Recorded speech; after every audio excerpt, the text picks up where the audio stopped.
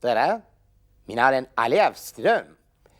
Kui ma siiamaani olen rääkinud teile Rootsi uudiseid ja sellest, mis sigadusi on teinud Svensson, minu naaber, ja üldse globaalprobleemidest, siis nüüd ma leian, on aeg rääkida ka sellest, kuidas mina olen oma kogemused ja vitsad saanud siin ilmas.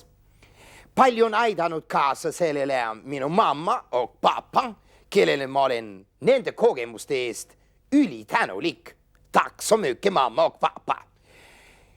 Räägiksin teile esimese loo ja selle võiks kokku võtta sõnadega, kuidas Alev Strömi ema esimest ja viimast korda vihastas.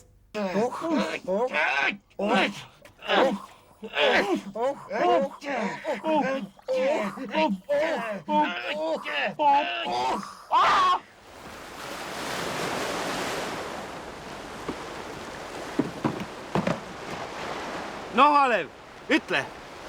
Rootsile tervist! Lähme nüüd oma uute Rootsi koju kohe sööma. Vill åt mig och giva en lektion och skriva upp på finska språket några ord för er så ni kan er klara, fråga smått och svara om ni är där ut på äventyr beger. Ni önskar kanske dricka eller är en flicka men ni kan ej säga vad ett hjärta vill. Därför må jag giva min lektion och skriva upp på finska språket några ord här till.